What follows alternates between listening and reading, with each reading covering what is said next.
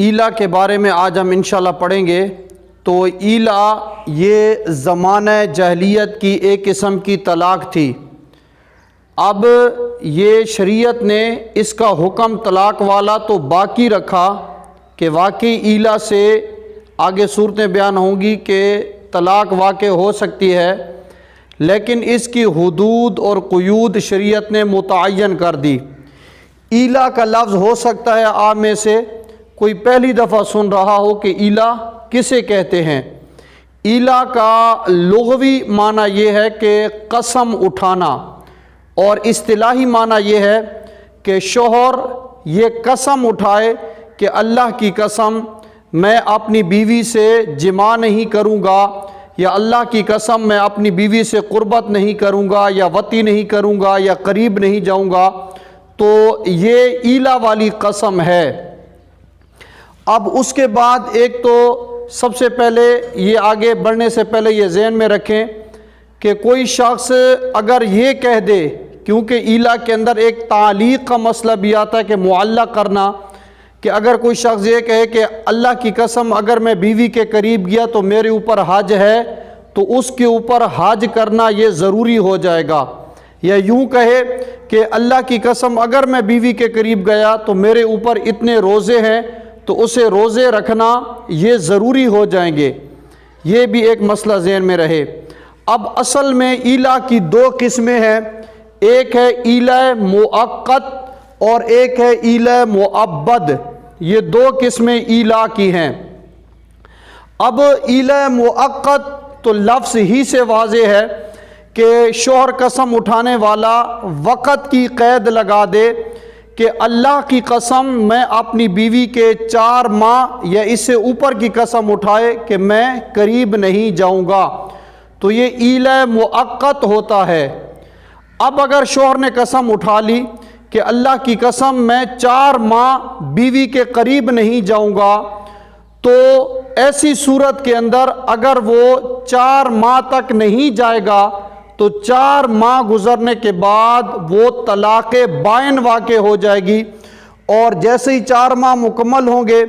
طلاق بائن واقع ہوگی تو نکاح فوراً ختم ہو جائے گا۔ بیوی اب آزاد ہے، چاہے تو عدت کے اندر یا عدت کے بعد اسی پہلے شوہر سے نکاح کرنا چاہے اس کے لیے جائز ہے اپنی رضامندی سے، یا عدت گزار کر بیوی آزاد ہے، کسی شوہر ثانی کسی اور مرد سے نکاح کرنا چاہے بیوی نکاح کر سکتی ہے۔ اچھا، 4 ماہ سے کم میں ایلا نہیں ہوتا۔ فرض کریں اس نے قسم اٹھائی کہ میں 2 ماہ کے لیے بیوی کے قریب نہیں جاؤں گا، اب یہ ایلا تو نہیں ہوگا، لیکن اگر وہ 2 ماہ سے پہلے یا 4 ماہ کی قسم اٹھائی تھی یا 4 ماہ سے زیادہ، اور 4 ماہ سے پہلے وہ بیوی کے قریب چلا جاتا ہے، 3 ماہ گزرتے ہیں یا 1 ہفتہ گزرتا ہے یا 1 ماہ، اب وہ بیوی کے قریب چلا گیا، طلاق بائن سے تو وہ بچ جائے گا، لیکن ایسی صورت میں وہ خانس ہو جائے گا، اپنی قسم کو توڑنے والا بن جائے گا۔ اب اسے قسم کا کفارہ ادا کرنا یہ ضروری ہو جائے گا۔ یعنی ایلا مؤقت کے اندر اگر وہ وقت کی قسم اٹھاتا ہے کہ اللہ کی قسم میں 4 ماہ بیوی کے قریب نہیں جاؤں گا، تو اس کے پہلے اگر چلا جاتا ہے تو پھر قسم توڑنے والا بن جائے گا، اور اس کے اوپر کفارہ ادا کرنا یہ لازم آئے گا۔ قسم کا کفارہ آگے میں بتاتا ہوں، لیکن اپنی جو وقت اس نے بولا تھا 4 ماہ وہ پورے ہو جاتے ہیں، بیوی کے قریب نہیں جاتا، اب ایک طلاق بائن واقع ہو جائے گی۔ یہ تھا جو ہے وہ ایلا مؤقت۔ جیسے ہی 4 ماہ گزریں گے طلاق بائن واقع ہوگی، اب یہ ایلا ساقط ہو گیا، اس کے بعد آگے نہیں چلے گا، یعنی دوبارہ وہ میاں بیوی بننا چاہے تو نکاح کر کے بن جائیں گے، لیکن شوہر کے پاس صرف 2 طلاقوں کا حق باقی ہوگا۔ دوسری قسم ہے ایلا مؤبد، جس میں ہمیشگی کے لیے۔ اچھا، اس کے اندر یہ بھی ذہن میں رہے کہ ایلا مؤبد کے اندر وہ یوں الفاظ کہے کہ اللہ کی قسم میں ہمیشہ ہمیشہ کے لیے بیوی کے قریب نہیں جاؤں گا، قربت نہیں کروں گا، جماع وطی نہیں کروں گا، تب بھی ایلا مؤبد واقع ہوگا۔ اور اگر وہ ہمیشہ والے الفاظ نہیں کہتا وہ وقت کا ذکر نہیں کرتا، مطلقاً وقت کا ذکر کیے بغیر کہتا ہے کہ اللہ کی قسم میں بیوی کے قریب نہیں جاؤں گا، بیوی کے بستر پر نہیں جاؤں گا، بیوی سے جماع نہیں کروں گا، اگرچہ ہمیشہ کے لفظ نہیں کہ لیکن وقت کا ذکر نہیں کیا، تب بھی وہ ایلہ معبد ہی ہو جائے گا اگرچہ ہمیشہ کے لفظ ذکر نہ کرے۔ اب جب ہمیں ایلہ معبد کی سمجھ آ گئی تو ایلہ مؤقت اور ایلہ معبد میں اب فرق کیا ہے؟ ایلہ معبد میں بھی اسی طرح یہ ذہن میں رکھیں کہ اگر 4 ماہ گزرنے سے پہلے چلا جاتا ہے تو پھر حانث ہو جائے گا، اسے اسی طرح کفارہ دینا لازم ہوگا، لیکن 4 ماہ تک اگر نہیں جاتا تو پھر طلاق بائن واقع ہو جائے گی۔ اچھا، اب جب طلاق بائن واقع ہو گئی ایلہ معبد کے اندر، یہ توجہ کریں، طلاق بائن واقع ہو گئی ایلہ معبد میں، اب وہ دوبارہ اگر نکاح کرتے ہیں تو ایلہ دوبارہ لوٹ آئے گا۔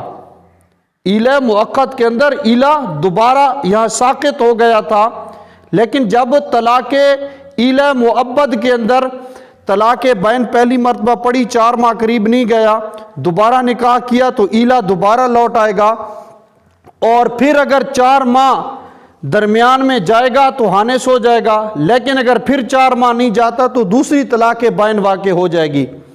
پھر اس کے بعد اگر 4 ماہ گزرتے ہیں تو اگر 4 ماہ پھر بھی قریب نہیں گیا تو پھر تیسری طلاق بائن واقع ہو جائے گی اور پکی بیوی اس کے اوپر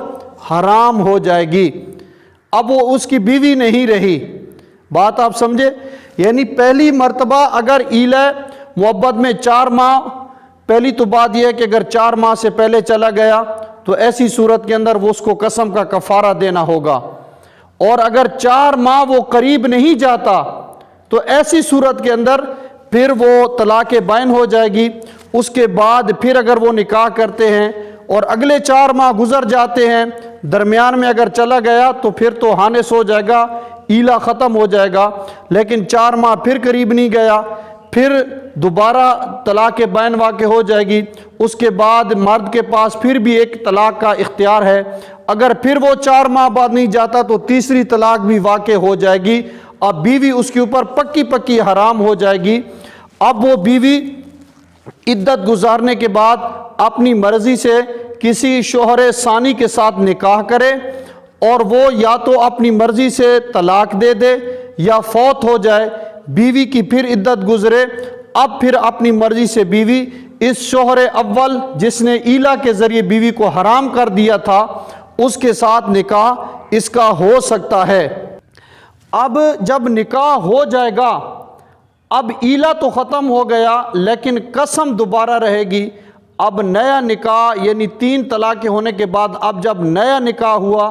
اب بھی اگر 4 ماہ سے پہلے چلا گیا تو ایسی صورت میں اسے قسم کا کفارہ دینا پڑے گا۔ تو مختصر یہ کہ بعض لوگ گھروں کے اندر یہ قسمیں اٹھا لیتے ہیں کہ اللہ کی قسم میں بیوی کے قریب نہیں جاؤں گا، تو ایسی صورت کے حال کے اندر ہمیں سوچنا چاہیے کیا طلاق واقع ہو گئی یا کتنے ماہ تک نہ گئے تو طلاق ہوگی یا نہیں ہوگی۔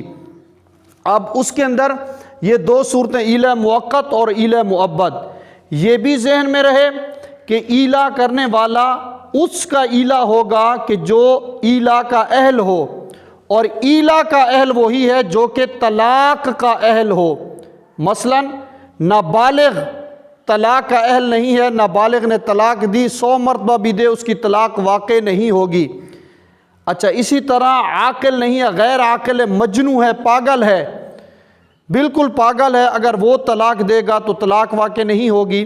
اسی طرح اگر ایلہ کرنے والا پاگل ہو یا ایلہ کرنے والا جو ہے وہ نابالغ ہو تو اس کا ایلہ واقع نہیں ہوگا۔ اب اس صورتحال کے اندر اگر وہ حانث ہو گیا، قسم کا کفارہ دینا ہو تو قسم کا کفارہ یہ ہے